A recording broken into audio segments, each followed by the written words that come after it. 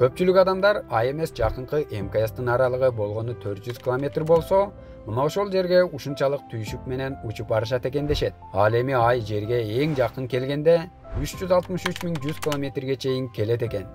Макул, жерден учуп эптеп айга жетти дейли. А кайтканда кантип кайтат? Жерден ушунчалык көп адамдардын катышуусу менен учкандан кийин кайра учуруп жибергенге айда да космодром сыяктуу бир жер болуш керек да деген суроону көп айтышат.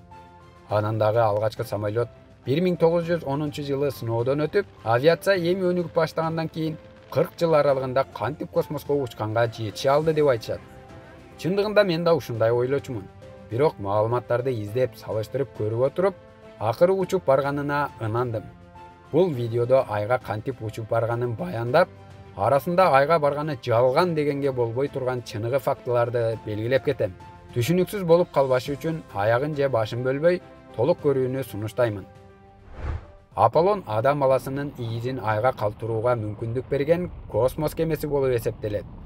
Бул укмуштуудай космос кемеси 3 бөлүктөн турат. Командалык модул, тейлөө модулу жана конуу модулу. А дегенде бул космос кемесин жеткирген Сатурн 5 ракетасы боюнча кыскача айта кетейин. Ар бир миссия АКШнын Флорида штатындагы Мусаканавералдагы космодромдон старт алып, миссияны Техастын Хьюстонунан башкарып турушкан. Сатурн 5 ракетасынын бийиктиги 110 метр болгон. Аны салыштыруу үчүн бул жерге адамды коюп көрөлү. Бул Боeing самолету. А бул Сатурн 5 ракетасынын өзү. Мындан ракетанын канчалык чоң экенин элестетүүгө болот. Ракета 3 этаптан туруп, өзүнчө техникалык аттары менен аталат. Биринчи этабы S1C деп аталып, анда 5 F1 кыймылдаткычы орнотулган. Экинчи этап S2 деп аталып, ал дагы 5 кыймылдаткыч менен учкан. Бирок бир аз кичине G2 кыймылдаткычы орнотулган. Үчүнчү этап S4B деп аталып, анда жалгыз G2 кыймылдаткычы орнотулган. Айга барып конуучу космос кемеси эң башында, мына бул жерде жайгашкан. Ал учар алдын бүктөлүп, 4 калкан менен тосулуп жабылган. Анын үстүндөгү сервистик модулунда керектелүүчү нерселер, күйүүчү майлар камдалган. Күйүүчү май айдын орбитасынан чыгып, жерди көздөй багыт алганда колдонулат. А бул командалык модул. 3 астронавт убактысынын көпчүлүк бөлүгүн мына ушул жерде өткөргөн. Командалык модул жердин орбитасына кирип, жерге конууда чоң роль ойнойт. Ал эми эң чокусунда, эгерде кокустук болуп кетсе, астронавттарды ракетадан алыс алып учуп, аман алып калуу үчүн Escape системасы, мындайча айтканда катапульт жайгашкан.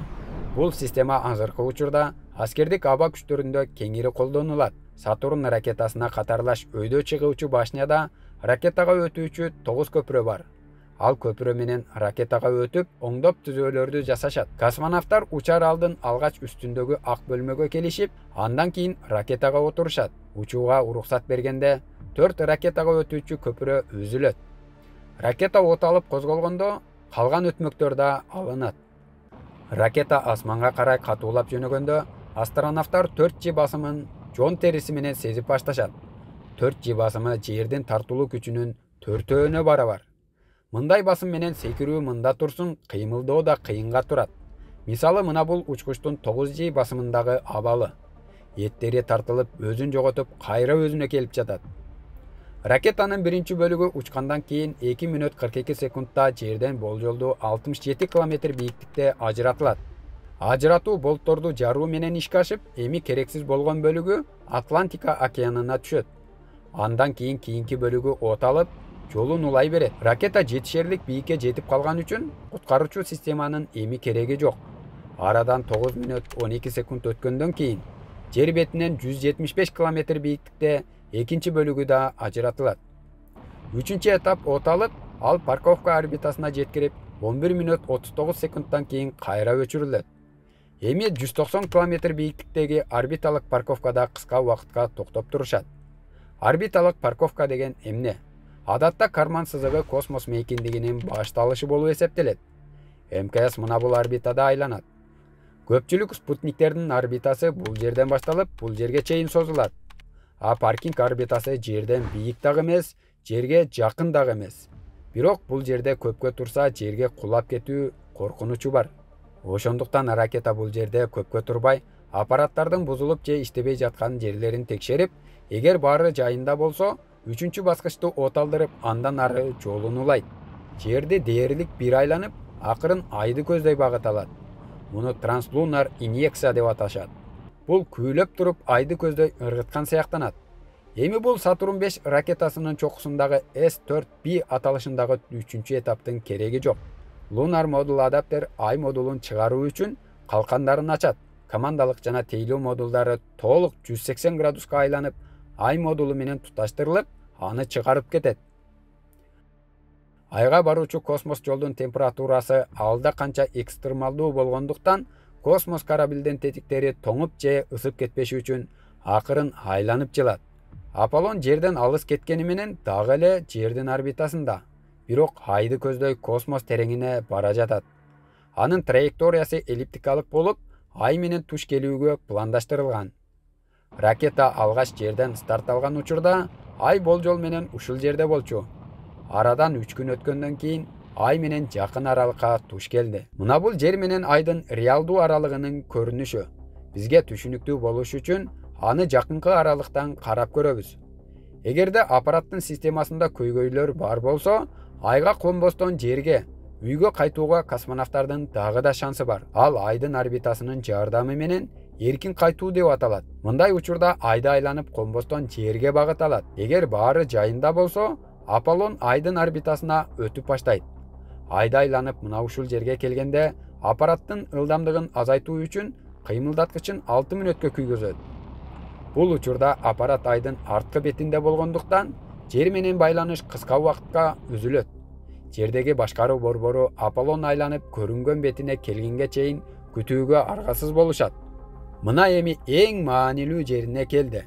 Жалпы аппараттардын абалы жакшы экени аныкталгандан кийин, 2 космонавт ай модулуна өтүшөт. А бири командалык сервис модулунда калат. Акырындык менен ай модулу KSM'ден ажырап, бирок кошо айдын орбитасында чогуу айланат. Белгиленген жерге келгенде LM, кыргызча ай модулдун кыймылдаткычы айдын орбитасынан айдын бетине өтүү үчүн 30 секундка жандырылат. Ай бетине учуп бара жатканда ылайыктуу жерди тандоо үчүн терезеси ылдый каратылып, жакын аралыкка келгенде түз каратылат. Жакшы жерди тандап издеп жүрүүгө убакыт да күйүүчү майда ченелүү болгондуктан, эң ыңгайлуу, кулабай турган жерди тандап конууга камданат. Аполлон ийгиликтүү конду. Эми системаны дагы бир текшерип, дароо учуп кетүүгө даярдап, эки жакты карап, айлык жок экенин байкап, андан кийин чыга беришсе болот. Айлык айына алган акча эмес, айдагы жаныбар. Ал учурда айда жаныбар же вирус болушу мүмкүн экени да эске алынган. Менимче сиздер да божомолдоп калдыңыздар окшойт. Эгерде кандайдыр бир түшүнүксүз нерсени байкаса, ай бетине түшпөстөн кайра учуп кетүүгө камдуу турушат. Мына достор, ошентип алгачкы адам баласынын тарыхый изи башка космос телеосунда түшүрүлдү. Ушул жерден белгилей кетчү жагдай, Аполлон программасы менен 6 жолу айга учуп барышкан. Учуп барган космонавттар айдын бетинде изилдөө иштерин жүргүзүп, илимий приборлорду орнотуп кайтышкан. Алардын бири түшүндүрүп айтканда, жөнөкөй жарык чагылдыруучу күзгү. Жерден туруп мына ошол күзгүгө атайын лазер менен жарык узатсаңыз, ал чагылып жерге түшөт. Жарыктын жетип келүү убактысынан ай жерден канчалык алыста турганын так сантиметрине чейин билүүгө болот. Андан ары жылганда сейсмологиялык аппаратты көрөбүз. Ал аппарат менен айдын титирөөсүн билип турушат. Ошондой эле ар кандай сыноолордон көз өтүп кеткен космонавттардын урматына арналган алюмний тактайчасын көрүүгө болот. Мында 8 АКШнын, 6 СССРдин космонавттарынын аттары жазылып, эстелик катары коюлган. Айга учканына бул гана далил эмес, керек болсо жер кыртышына окшобогон айдын бетинен 400 килограммга жакын топурагын жерге алып келишкен. Ал дүйнөдөгү илимпоздорго илимий максатта бөлүнүп таратылган. Эгерде сиз Москвада болсоңуз, космостук музейге кирип, ай топурагын көрсөңүз болот. Мына ушундай далилдерди, элементтерди көрүп туруп, биз айга эч ким уча элек деп тана албай кое албайбыз. Булардын баары бизге ачык көрүнүп турган далилдер. Анан дагы эгерде барганы жалган болсо, биринчи болуп СССР, азыркы Россия Федерациясы АКШнын маскарасын чыгарып уят кылмак. Учканы жалган, фейк деген видеолор толуп жатпайбы деп жаткан болсоңуз, ал видеолор эл көңүлүн буруп, каналдын рейтингин көтөрүү максатында жасалган. Же болбосо мистикалык, фантастикалык каналдар. маани берип карап көргөн болсоңуз, салмактуу каналдардын бири да учканы жалган деп айтпайт. Макул, ошол 60-жылдардагы технология менен айга учуп барган болушса, азыр технология өнүктү. Эмнеге азыр учпай калышты дегендерге мындай дейт элем. Ай ак топурактуу чөл болсо, ал жака барып эмне кылат? Мисалы элестетиңиз. Көпчүлүк адамдар Сахара чөлүн билишет. Ал жака баруу мүмкүнчүлүгү көбүндө бар. Бирок ал жака баргандын ордуна башка жерди тандашат. Эмнеге? Себеби жөп-жөнөкөй. Ал жак кумдуу чөл, абасы кургак, ысык төбөдөн урат. Ушул сыяктуу айда да кызыгарлык эч нерсе жок. Эгерде жашоо мүмкүнчүлүгү аз пайыз болсо да бар болгондо, анда Россия, Америка буга чейин көп жолу учуп барып, колониялаштырып алышмак. Эми достор, айда изилдөө кылып жүргөн космонавттарга кайталы. Ошентип космонавттар айдын бетин изилдеп, керектүү нерселерди алып кайтууга камданат. Айдан кантип кайтты дегенге ушул жерде жооп бар. Ай модулу өзүнчө 2 этаптан туруп, биринчи бөлүгү айга конуу ишин аткарган. Ал эми кайтууда аны ашыкча жүк кылбай, ай бетине таштап кетүүгө туура келет. Ал эми үстүнкү бөлүгү ай бетинен чыгып, орбитадагы кемеге. Ушул учурда асманда жалгыз космонавт командалык сервис модулунда экөөнү күтүп учуп жүрөт. Ал келүү үчүн улам кыймылдаткычын оталдырып, аралыктын эсебин алып жыла берет.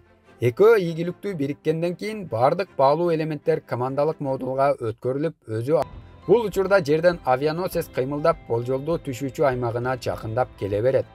Жерден 3 километр бийиктикте ылдамдыгын азайтуу үчүн командалык модулдун парашюту ачылат. Аларды суу бетине түшкөн капсуладан чыгарып алып келип, бир жумача карантинге алышкан. Карантинден чыккандан кийин дүйнө жүзүндөгү эң белгилүү персонго айланышты. Мына ошентип айга мындай. Азыр Илон Маск ракетаны көп жолу колдоно турган кылып чыгарууга аракет кылып жатат. Жана аны бир канча рет сыноодон өткөрүп, ийгиликтүү иштери да жасалууда. Кийинки айга учуу болот деген имиштер Европадагы чырга чейин болгону менен азырынча так маалымат жок. Эшикке чыгып айды караганда кол жеткис алыс көрүнгөнү менен адам баласы барып келгени чындык. Каналга комментарий жазып, катталганды унутпаңыз. Көрүшкөнчө сак саламатта болуңуз.